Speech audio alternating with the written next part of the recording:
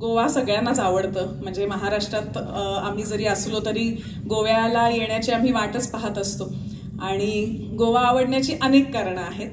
पण एक कलाकार म्हणून मला असं वाटतं की गोव्यामध्ये कुठलीही कला सादर करताना एक आंतरिक आनंद असतो आणि तो अशासाठी असतो की मुळात गोवा राज्य हे खूप वेगवेगळे उपक्रम सातत्याने अगदी मनापासून आणि नेमाने राबवत असतात. म्हणजे हे राज्य पुरस्कार म्हणा किंवा राज्य नाट्य स्पर्धा असते, इफी सारखा इंटरनॅशनल फिल्म फेस्टिवल इथे अनेक वर्ष होतो आहे आणि त्याचबरोबर इथली लोककला जपण्यासाठी सगळेच जण म्हणजे गोवा राज्य म्हणा किंवा आर्ट आणि कल्चर डिपार्टमेंट म्हणा खूप मनापासून काम करतात आणि स्वतःला म्हणजे आपण आत्ता बघतो आपला समाज असा आहे की बाहेर काय चाललंय याचं अप्रूप सगळ्यांना खूप असतं, पण आपल्यामध्ये काय आहे, आपल्याकडे काय आहे हे माणसं विसरत चालली आहेत. आणि अशा या काळामध्ये गोवा राज्य एक प्रत्येक कलेला आश्रय देणारं असं हे राज्य आहे जे खूप महत्वाचं आहे आणि अशी कमी आहेत राज्य. त्यामुळे मला गोवा राज्य यांचंही कौतुक करायचं आहे आणि म्हणून इथे आल्यानंतर ज्या वेळेला आपण कुठलीही कला सादर करतो त्यावेळेला आपल्याला माहीत असतं की समोरचा प्रेक्षक सुद्धा कलेचा आदर करणारा आणि कलेवर प्रेम करणारा आहे. त्यामुळे इथे वेगवेगळ्या कला या सादर केल्या जातात, टिकवल्या जातात आणि त्यांचा खूप चांगला असा आदरही केला जातो. मला आज हे पुरस्कार जेव्हा मिळाले तेव्हा मी आता म्हटलं की किती छान ती अशी छत्री आणि त्याच्या खालून तिथे त्यांना बसून खऱ्या अर्थाने मान, म्हणजे अनेकदा द्यायचे म्हणून पुरस्कार दिले जातात पण तसं न करता खऱ्या अर्थाने आज या सगळ्यांचा मान इथे त्यांना दिलेला आहे. त्यामुळे एक तर सगळ्या पुरस्कार प्राप्त मंडळींचंही मी मनापासून कौतुक करते. आणि मला असं वाटतं की अनेकदा असं म्हटलं जातं की आता अनेक वर्ष काम केल्यानंतर 60 नंतर कसले पुरस्कार, पण एवढी वर्ष सातत्याने चांगलं काम केल्याची एक्नॉलेजमेंट असते ती मिळणं फार महत्वाचं असतं.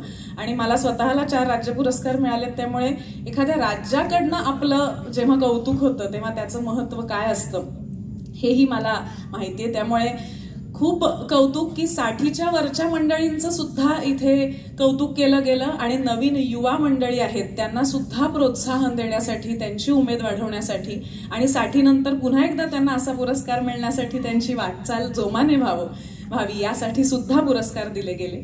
त्यामुळे हे खूप महत्वाचं वाटतं मला. आणि त्याचबरोबर एक चांगली संस्था जी चांगलं सातत्याने काम करते आणि गोव्याची लायब्ररी याच्याविषयी मी विजय केंकरे यांच्याकडनं खूप ऐकलंय की खूप मोठी लायब्ररी आहे, रेफरन्स बुक्स खूप छान आहेत आणि ज्या वेळेला एवढं मोठं संचित तुमच्याकडे असतं त्यावेळेला त्या राज्याची संस्कृती आणि कला ही त्याच्यावर अवलंबून असते.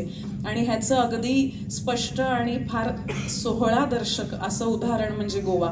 आणि त्यामुळे लायब्ररीसाठी सुद्धा एक चांगलं बक्षीस देणं ही सुद्धा खूप महत्त्वाची गोष्ट वाटते मला.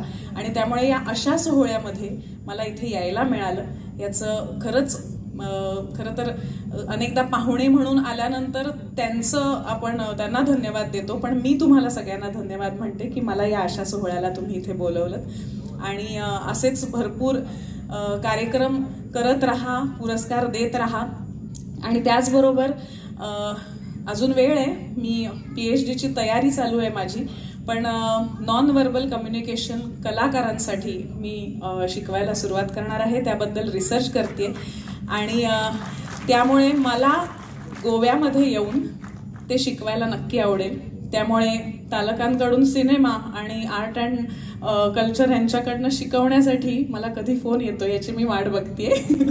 पण पुन्हा एकदा सगळ्यांना मनापासून धन्यवाद. आणि मी इथे आले, मला इथे छान वाटलं आणि तुम्ही सगळ्यांनी मला बोलवलं, मला ऐकून घेतलं त्याबद्दल धन्यवाद.